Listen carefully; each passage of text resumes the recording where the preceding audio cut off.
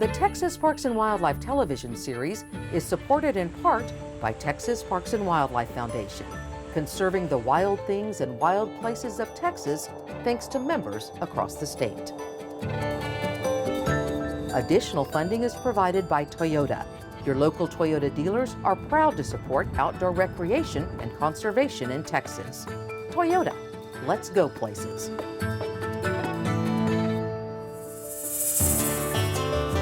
Coming up on Texas Parks and Wildlife.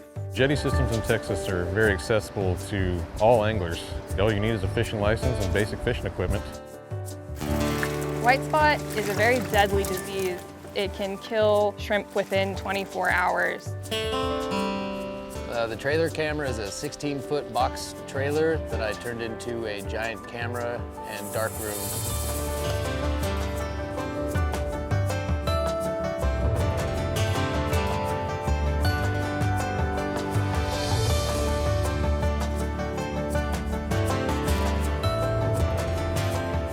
Texas Parks and Wildlife, a television series for all outdoors.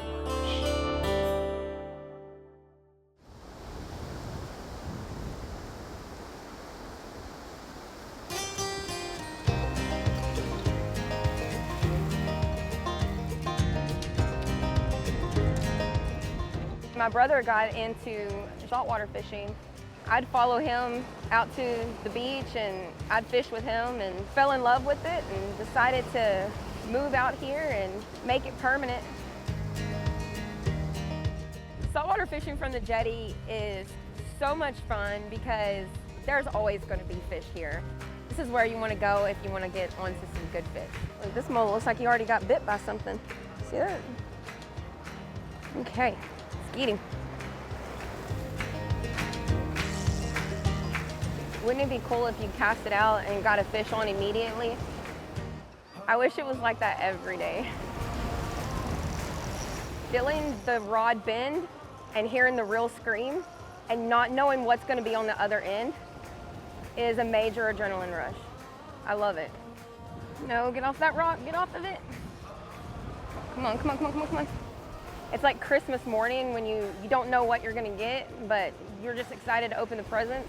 That's how it feels every time I reel in another fish. I think it's a gaff top. We're gonna throw him back in.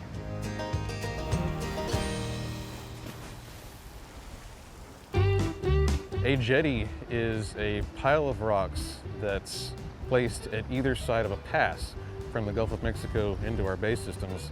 And that pile of rocks prevents the jetty from silting in and closing up with sand. In between those rocks are what we call interstitial spaces, little holes and hiding places in the rocks, and it provides hiding places for lots of little bait species, and in turn that attracts larger predators, and so you get a really diverse mix of species that occupy a jetty system. Jetty systems in Texas are very accessible to all anglers. Basically, all you need is a fishing license and basic fishing equipment. You can come fishing and expect to catch all kinds of fish. It's really neat because it's really a great opportunity for anglers to get a chance at both inshore and offshore species.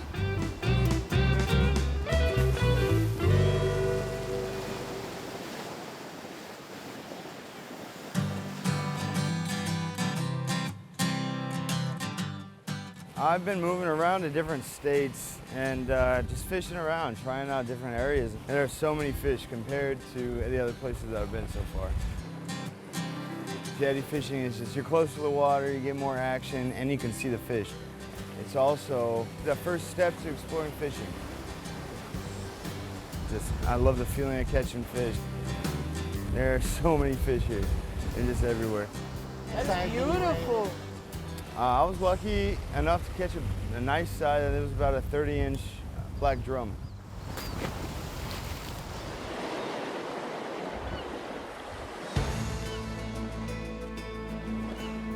I like to come out here and get to meet new people while you're fishing. Yeah, I got a fish on. Everybody out here is just super nice. Whoa, we need a net. Does anybody have a net? Oh my God, it's huge. It may fit that whole net. That's all right. I'm bringing him your way. I'm gonna have to pull it by hand because it's a, oh, it's a drum, black drum. Wow. Look at the size of that fish. Woohoo! Thank you so much. It was really exciting to see it. It ended up being 35 inches too. It was a good day.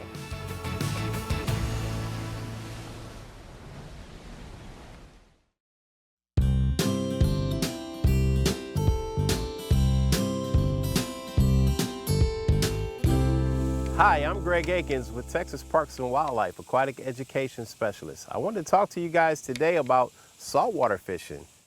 You're going out saltwater fishing, you're gonna need heavy duty gear.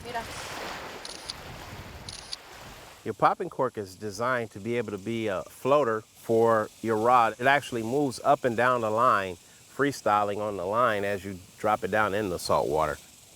One of the reasons why people use these popping corks is because they're fishing with live bait. You want one about that size for fishing. That right there, put it back. And of course, once that fish sees that bait with this live, bright orange popping cork making that noise, they then, of course, are drawn to the bait at the end of the line. Live bait is a great tool to utilize when you're fishing because a live shrimp in the water is, of course, a great attention getter for a redfish or a flounder. That's it. That's how it's done. Woo! It's a 38-inch bull redfish all day long. I prefer to use hard water lures because they are a conservation effort where we don't utilize natural resources to catch natural resources. This is actually a mid-level water lure. It's mimicking a smaller species of a fish. This is also another great one. It also has that rattler in there to make that noise so that the fish feels those vibrations. So these are actually lower level. This is a mid-level rattler here. It actually has the rattling noise in it inside of it. It also is great for catching mid-level fish. And of course, these are swimmer lures. Swimming lures actually mimic the fish and move in the same direction as they're pulled in the water. Now you're ready to head to the Gulf of Mexico to enjoy your saltwater fishing adventure.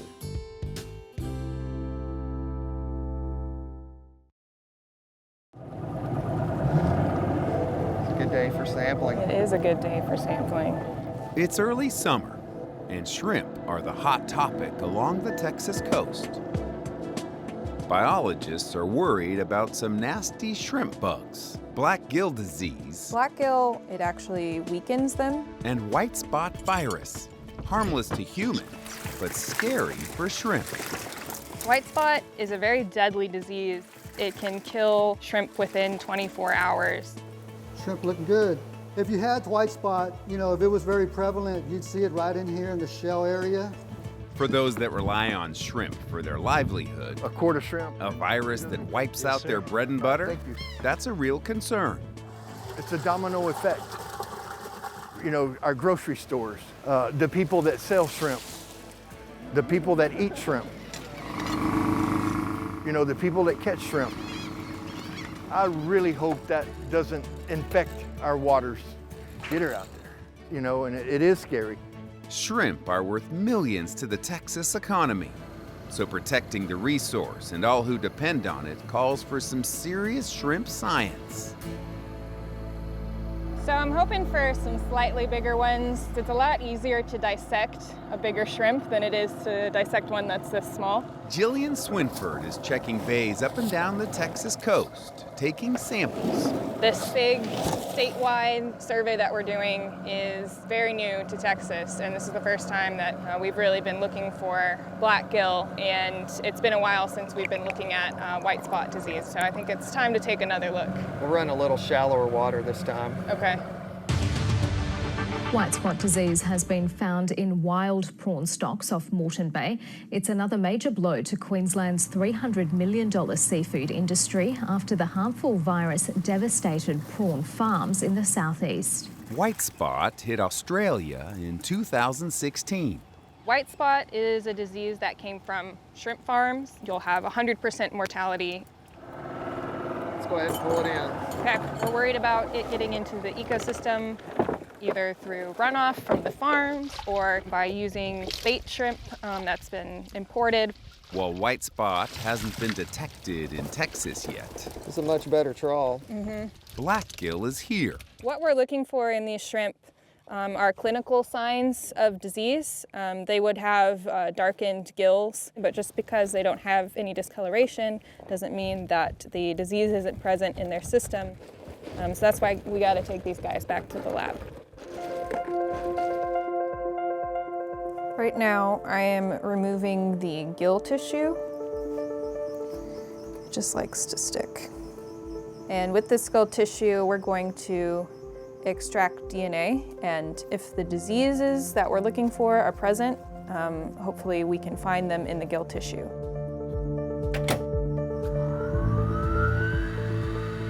Ultimately, the work I'm doing is to try to help the populations we have and kind of monitor, how much disease we're getting each year. Linked to changes in water temperature or salinity, blackgill is a parasite that weakens the shrimp's immune system. So it is a concern because these shrimp are ultimately weaker. And so they may be more susceptible to dying because they have this. While blackgill has been here for a while, Right, see what we got here. the deadly white spot virus is a relatively new threat. Oh, looking real healthy, good.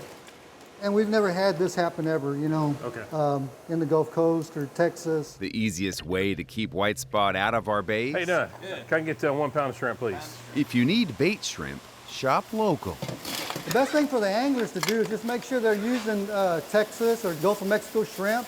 Any of our native shrimp are great to be used, the brown, the pinks, the whites. You just want to make sure that you're not using any kind of foreign or imported shrimp whatsoever. Appreciate it. Thank you. Foreign farm-raised shrimp bought from the store are often not tested for white spot. In other countries, they're not regulated like we are here in the U.S. And when they get shipped into the U.S., very little get checked, to see what's going on with them. So that foreign shrimp should be cooked, not put on a hook.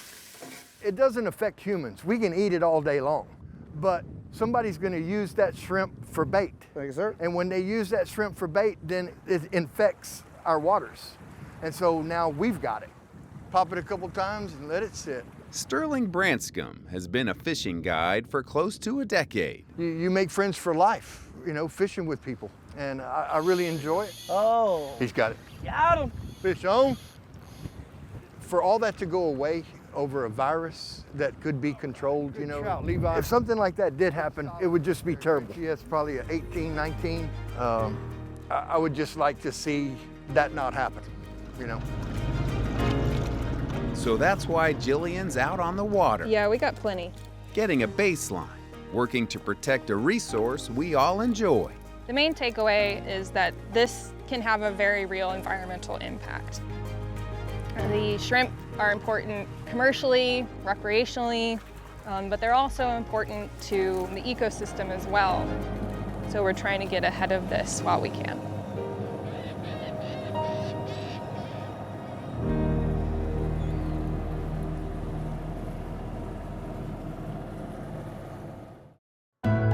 Celebrating a century of Texas state parks.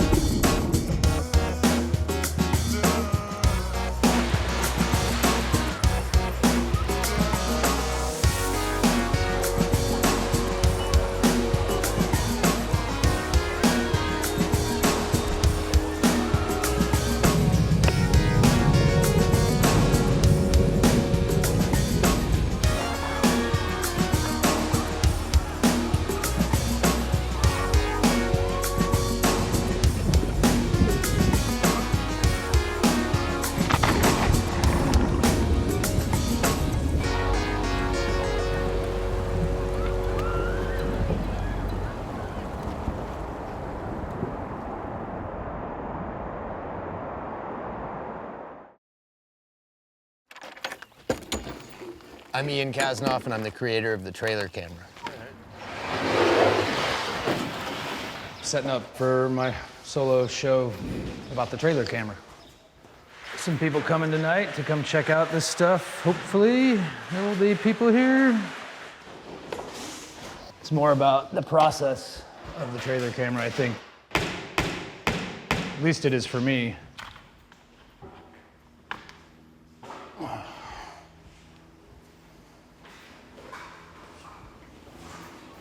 I'm a production designer in the film business, mostly television commercials and short documentaries, and a photographer as well, kind of a multi-tool of a production person. And action.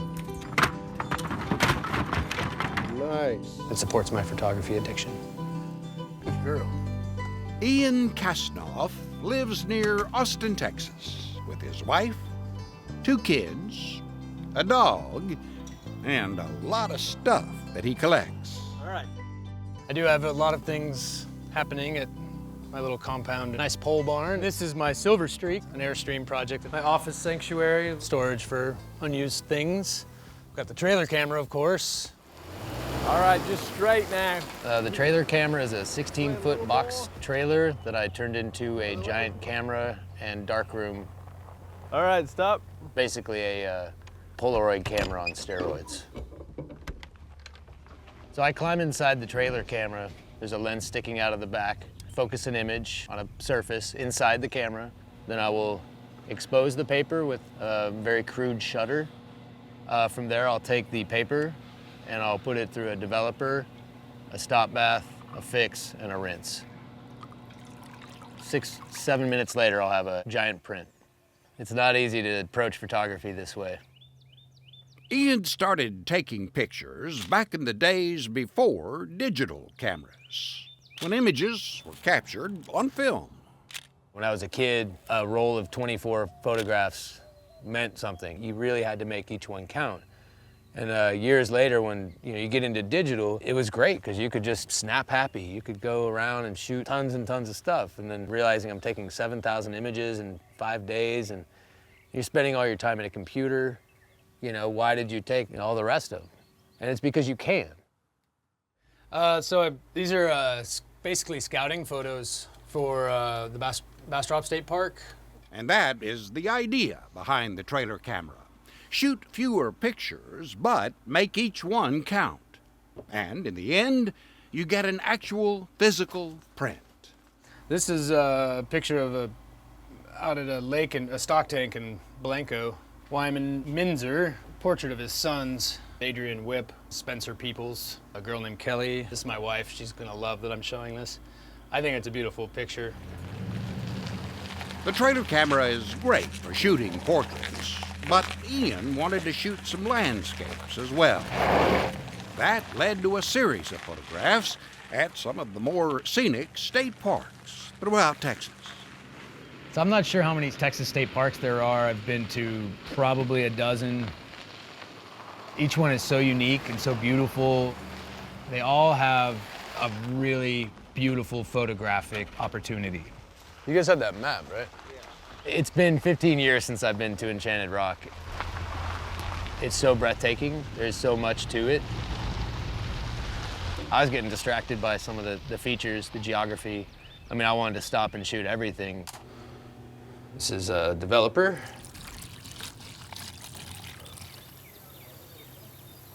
Shadows, I'm getting up to 4 seconds. Couldn't have asked for better conditions. 3, 2, 1. Wow. I never knew there was a little lake back there. It's pretty cool, huh? Instead of just like, a perfect photograph that exposes everything really well, I kind of wanted a high contrast, high key image to where you could even turn the photograph vertically and it's more of an interpretation of the space. To me, it has almost an otherworldly feel to it.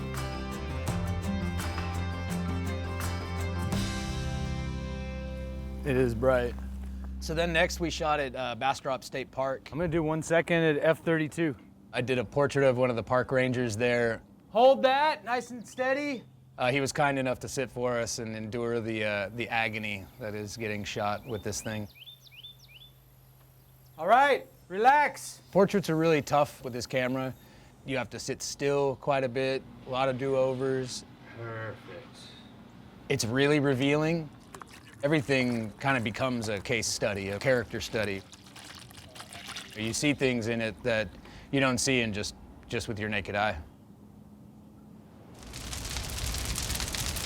think everybody who knows Bastrop State Park knows about the fires and knows how devastating it was.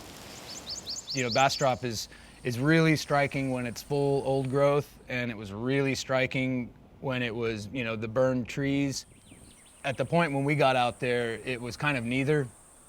But what I did really notice is the CCC buildings. So I got the idea to go search around and look at some of these buildings, and I found there's a lookout up top. And when I was doing my test photograph, I lined it real square, real symmetrical, real centered. And as I did that, there was a sapling growing up right as you look right through, just one little sapling. So I felt that here's this building that has stood the test of fires, floods, time, and then you have this little bit of life, the rebirth of Bastrop State Park in the back. I think Bastrop is still a beautiful park, one of the best ones around. Ian made a few more stops on his state park odyssey. At Caddo Lake, he made the first really large prints of the series. At Palo Duro, rapid changes in the weather resulted in two similar but very different photographs. By the time Ian got to Davis Mountain State Park, he was on his fourth focusing screen, his sixth lens, his second truck, and his third trailer. I experienced one of those moments where I thought, this is so hard, this is so ridiculous. I am just making my life miserable by trying to make photographs with this thing. It's some darkness. I just kind of was like, well, nothing else is working, so let's just do something that shouldn't work. The result, perhaps the most striking landscape of the series. The way that the mountains, you know, in the valley and the hills are kind of edge lit, and then you have this like kind of sliver of glowing sky, and then it just transitions into these clouds and sky that are so rich and so dramatic and vibrant. The kind of photograph I wanted to make with this thing, I was finally holding it in my hand. I realized that I'd finally done it. It's crazy what these four wheels and a steel box have done. How great it's been. It is a 16-foot long, 7-foot wide, 6.5-foot tall trailer. Yeah, I also bought a bigger truck during this. A year and a half after he started work on the State Park series, Ian put together his first exhibition of the trailer camera photographs. It probably won't be his last. This process of shooting with the trailer camera has really made me a better photographer all around, because it's made me much more selective about the time I'm spending, not just making an image, but also what am I going to do with it afterwards. I'm going to put it up on a mat board and make a beautiful frame print. I'm going to hang it up and someone's going to love it. It's going to be a work of art that someone's going to appreciate.